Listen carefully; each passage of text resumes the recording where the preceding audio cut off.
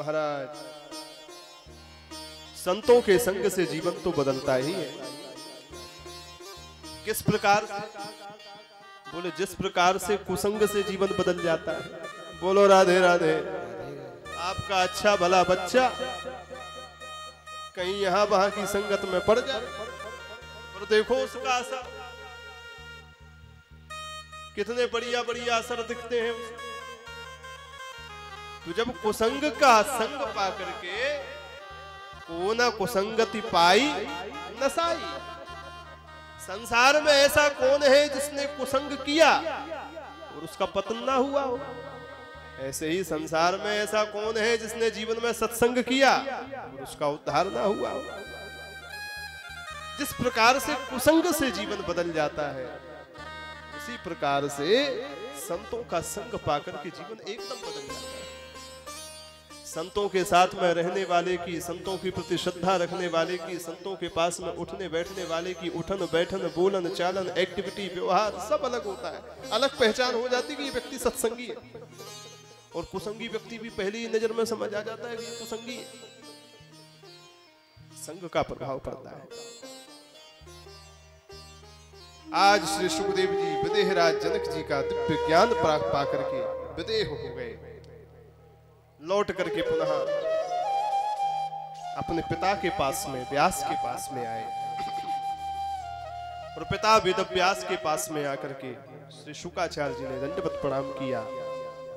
व्यास जी हर्षित हो गए और हर्षित होकर के श्री भगवान वेद व्यास ने श्री सुखदेव जी को हृदय से लगा लिया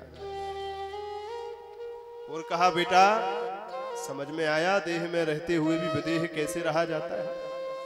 बोले हाँ पिताजी, सब समझ आया। अब क्या निर्णय है? बोले आराम से विवाह करेंगे, मन का निग्रह करके यहीं पर भजन करेंगे।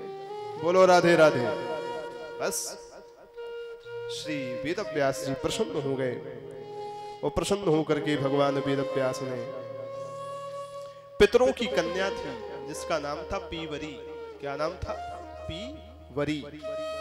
पितरों की कन्या पीवरी को भगवान सुखदेव के हाथ में दिया। सुखदेव जी ने पितरों की कन्या से पाणिग्रहण करके विवाह किया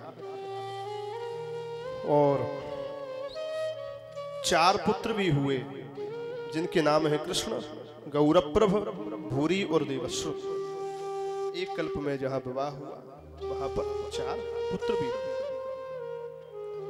सुखदेव जी की एक कन्या भी हुई जिसका नाम है कीर्ति, जिसका विवाह विभ्राज नाम के महात्मा के पुत्र अणु के साथ में। ऐसा वर्णन देवी भागवत में श्री भगवान व्यास ने किया। घर में रहते हुए ही भजन करने लगे। भजन साधना करते करते एक दिन सुखदेव जी के मन में आया कि थोड़ा साधना और बढ़ानी चाहिए। बहु वर्ष गृहस्थ का सुख भोग करते करते कैलाश पर्वत पर चले गए। वहां पर भजन साधन कैलाश पर्वत पर प्रारंभ किया।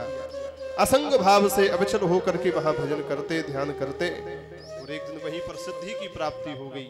भगवत दर्शन हुआ और भगवत दर्शन करके सुखदेव जी आकाश में जाकर के स्थित हो गए।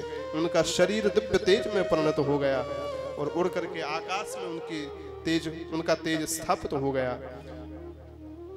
भगवान वेद व्यास को पता चला कि मेरा पुत्र सुखदेव परम सिद्धि को प्राप्त करके, सिद्धत्व को प्राप्त करके, भगवत दर्शन को प्राप्त करके मोक्ष को प्राप्त हो गया है।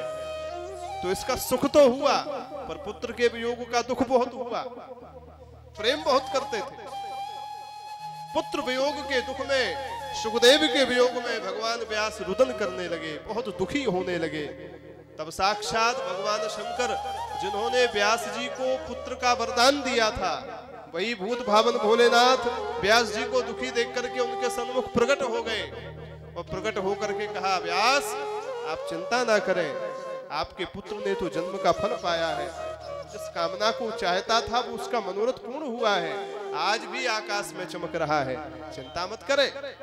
जब इस प्रकार से कहा तो व्यास जी बोले, वो तो सब अच्छा है पर अपने पुत्र का वियोग मेरे से देखा नहीं जाता। शंकर बाबा ने प्रसन्न होकर के कहा, नीचे देखिए। तो नीचे जब व्यास जी ने दृष्टि डाली तो सुखदेव जी की छाया का दर्शन कराया, जिनको छाया सुख कहते हैं। छाया सुको जाजलि जन्म मुख्या। सुखदेव जी की छाया का दर्शन कराया तो छाया में साक्षात भगवान सुखदेव का दर्शन भगवान व्यास को हुआ। तब उनके चित्त को शांति मिली और भगवान शंकर अंतर्ध्यान हो गए। बोल शंकर भगवान की जय, भक्त वत्सल भगवान की जय। इस प्रकार से सुंदर सुखदेव जी के चरित्र का वर्णन है।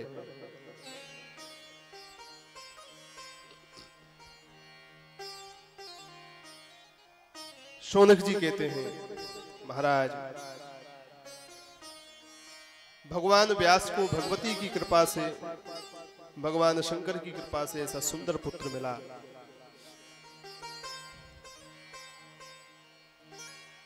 वो भगवती कौन है? तो सूत जी कहते हैं वो भगवती सबको जन्म देने वाली है। कौन है? आद्या है, सबको जन्म देने वाली। कैसे? तो सूत जी प्रसंग का श्रवण कराते हुए कहते हैं, ऋषियों एक बार भगवान नारायण जब सृष्टि सारी लीन हो चुकी थी, विलीन हो चुकी थी पानी में, शेष की सैया पर शयन कर रहे थे, सो रहे थे। सोते सोते क्या हुआ, भगवान नारायण के कानों में से मैल निकला। क्या निकला? मैल। विष्णु कर्णमलोद भूतौ। और भगवान श्रीमन नारायण श्री हरि विष्णु के मल से, कान के मैल से, थोड़ा मैल यहां से निकला, थोड़ा मैल यहां से निकला, दो दैत्य प्रकट हो गए जिनके नाम थे मधु और केटव। आरती में गाते हो ना, मधु केटव दो मारे। वो मधु केटव नाम के दोनों दैत्य प्रकट होकर के उन दैत्यों ने देखा कि चारों ओर पानी ही पानी है, पानी के अतिरिक्त तो कुछ है नहीं। हमको किसने जन्म दिया? उनको नहीं पता कि ये जो सो रहे हैं इनने दिया, किसने जन्म दिया।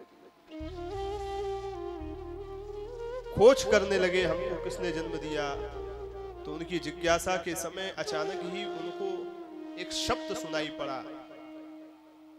भगवती देवी के नवार्ण मंत्र का शब्द, बीज मंत्र ऐम। क्या सुनाई पड़ा? ऐम। नवार्ण मंत्र है ना, ओम ऐम ह्रीम क्लीम चामुंडाजी बिच्चे, इसका जो बीजाक्षर है सुनाई पड़ा। मधु केटव आपस में वार्तालाप करने लगे। ओ हो, ये जो शब्द सुनाई पड़ा है, निश्चित रूप से इस शब्द का हमारे जन्म से कुछ जुड़ाव है, संपर्क है, संबंध है। चलो इसी का जप करते हैं, यही पहुंचा देगा हम कहां से जन्म। तो दोनों के दोनों दैत्य उसी बीजाक्षर का जप करने लगे मन ही मन में। तब तक एक तेज आकाश में दिखा। बोले ओहो, इस जिस बीजाक्षर को जप रहे हैं उस बीजाक्षर का इस तेज से कुछ संबंध है, इसको देखो। सो उस तेज का दर्शन करते और मन ही मन जप करते। हजारों वर्ष बीत गए समुद्र में जप करते करते। बीजाक्षर भगवती का था, तेज भी भगवती का था। तो एक दिन भगवती पराम्बा इन दोनों के सम्मुख प्रकट हो गई। बोलो राधे राधे। मधु केटव के सामने प्रसन्न होकर के कहा, बड़ी सुंदर तपस्या करी है, कोई इच्छा हो तो मांगो, वरदान मांगो। मधु केटव ने कहा, देवी भगवती बड़ी आपकी कृपा है, वरदान देना चाहती हो तो यही वरदान दे दो कि जो है हम कभी मरे नहीं। बोलो राधे राधे। हम कभी मरे नहीं।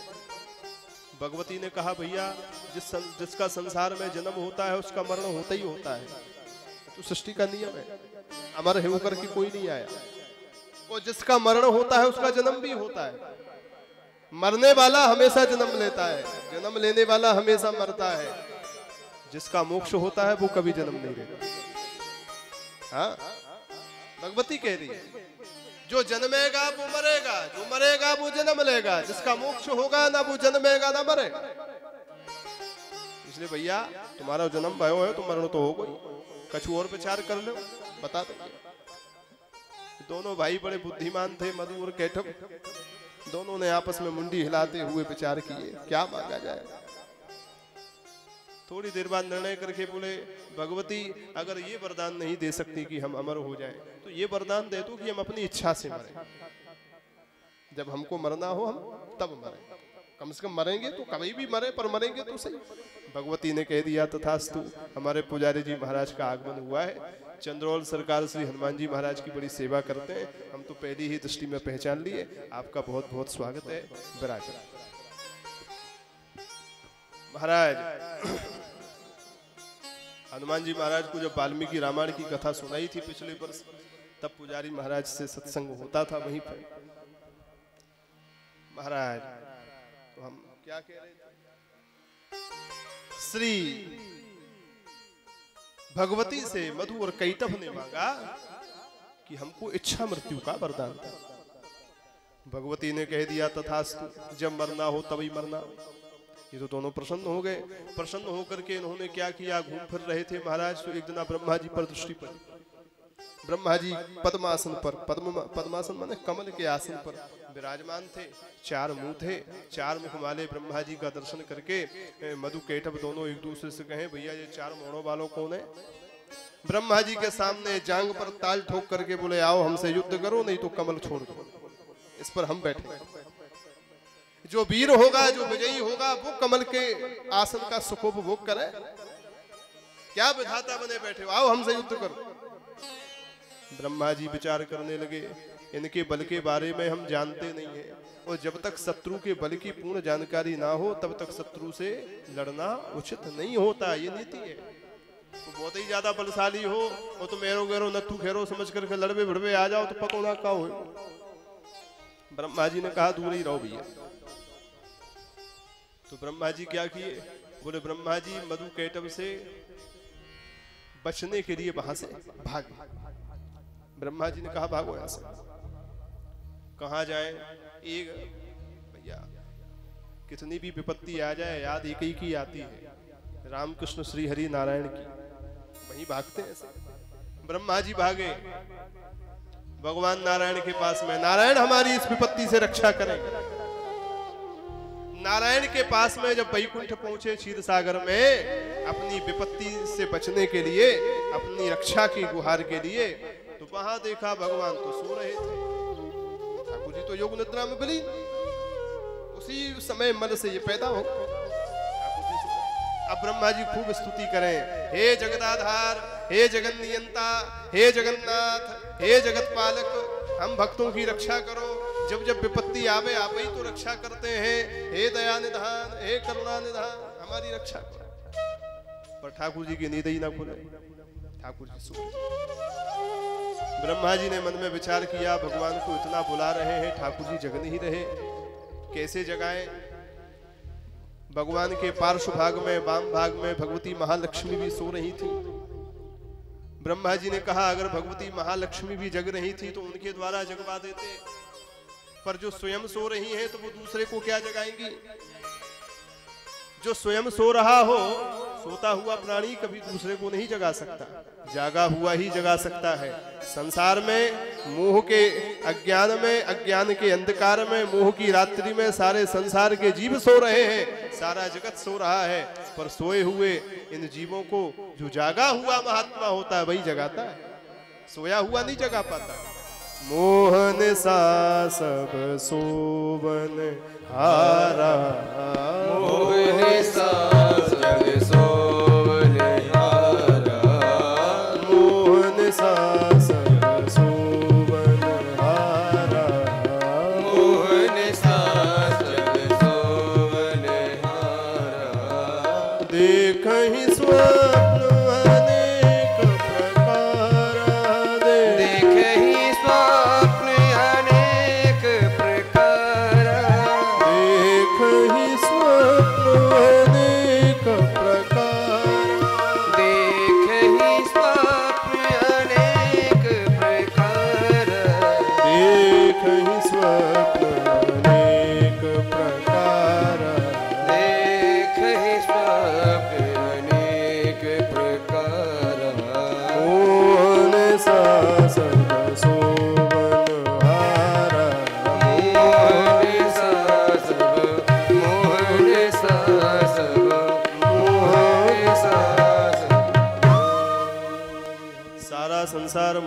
रात्रि में अज्ञान की तंद्रा में सो रहा है, जागे हुए जो महापुरुष हैं वो उनको जगाते हैं।